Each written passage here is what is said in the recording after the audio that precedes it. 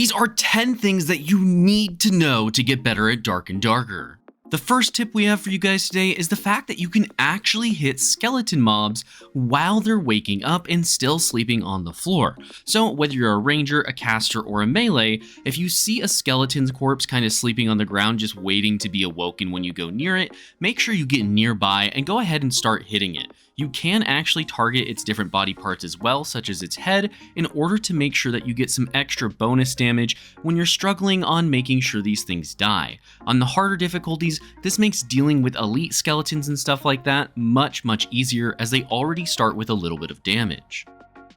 After that is that using spells or abilities with a limited amount of uses are consumed for the entire game if you use them in the lobby. This means if you're playing a wizard and cast a spell in the lobby, you will no longer be able to use that spell slot while playing in the actual game. So if I cast Ignite with 5 spell slots and then I go into a game, I'll now only have 4. This also applies to clerk spells or any on-use abilities in the game. So for another example, if you use Second Wind on a fighter and then go into a game, you will no longer be able to use Second Wind for the rest of that game. Fun fact as well, if you do actually shoot off your bow inside the lobby, you will have to reload if you don't do so before entering the game. Next is that you can shoot through these small windows that some doors have, or sometimes even fit a spell through it. This is incredibly impactful for rangers and fighters who do use bows, as you can shoot through that doorway to give yourself a little bit of extra damage or get the drop on an enemy. It's also worth noting that if you are playing a wizard and you just don't want the door to be there altogether, or you want to surprise your opponents, you can actually throw a fireball into the door, which will actually destroy it.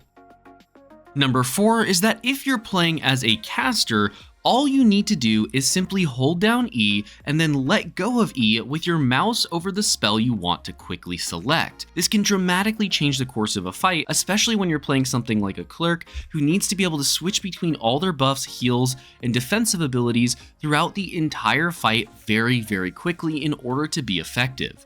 It does help for wizards of course too, but especially on clerks when you're playing in that back line and you need to quickly throw out a defensive spell or refresh a buff or throw out a heal and you need to swap quickly, it can mean life or death for your teammates or even yourself. Alrighty, we're halfway there with number 5, and this is a big one I see a lot of people not doing. And that is that you can look away from what you're interacting with, like a chest for an example, a door, or some ore, in order to be able to see what's around you.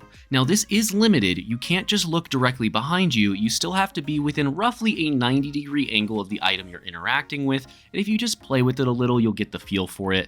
But this can make it so you can be aware of your surroundings a bit more while you're trying to loot something. This is incredibly impactful when you're playing something like a barbarian or a clerk who have very slow resourcefulness levels, which means they're going to take longer to interact with items, and you need to be able to see what's happening around you because there could be an enemy approaching that you don't see, and then you're stuck in a loot chest and you end up dying.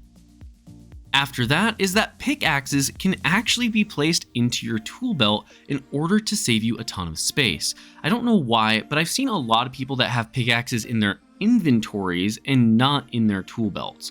There's really no reason not to do this, as that's how you're going to actually pull it out and use it, but a lot of people just seem not to know that and seem to struggle when they try to mine, as they don't understand why they can't do it.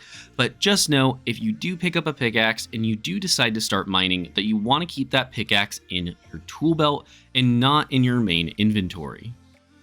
Up next is probably the simplest one on here, and may or may not be useful for some of you depending on where you're at in your gameplay, but that's just that you can buy coin purses to save space with gold. Now, I honestly don't really recommend that you bring a coin purse into an actual game, but you can buy coin purses from the treasurer, which will hold 50 coins each and allow you to just save some space in your stash. This is incredibly helpful, as when you start to get further into the game and start to consistently get money, you're going to have a lot, sometimes thousands, and you cannot fit all of that in your stash along with a ton of equipment. So having those coin purses, even though they do cost 5 gold each, can be extremely useful if you feel like you're just not having enough room in your stash.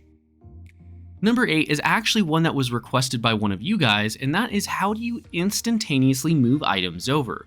Well, there's a few different ways. The first option is to shift right-click items for stash items being moved instantly. This only happens from your inventory to your stash, nowhere else. The next one, and more impactful one, is just to right-click an item in-game, say in a chest for an example, and it'll move the item over to your inventory. This will quickly move it so you don't have to drag items. You should never be dragging items unless you're trying to organize your inventory so you can fit more things. The last option you have is that you can alt right click an item when you're in the actual stash menus and stuff like that in order to split one item from a stack. So if say you want to just bring in one protection potion and not a stack of 3, this will help you be able to move that one protection potion out. There are also other ways to do this, but I just wanted to mention it so you knew it was available.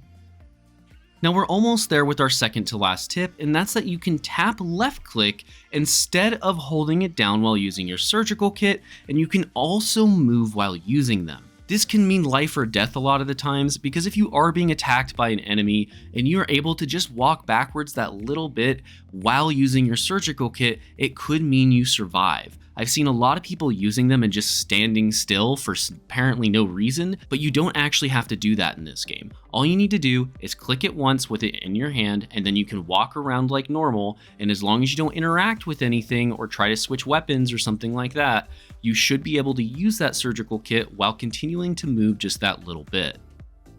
Now, the very last tip for you guys today is probably one of the best ones, but is one you might already know about.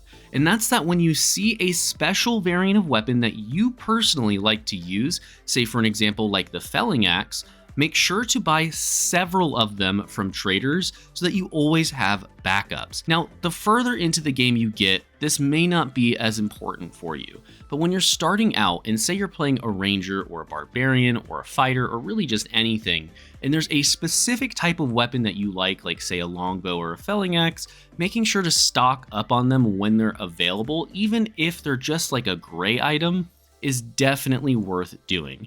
This way you can get comfortable with the weapon and you always have your favorite weapon to use every time you go into a game.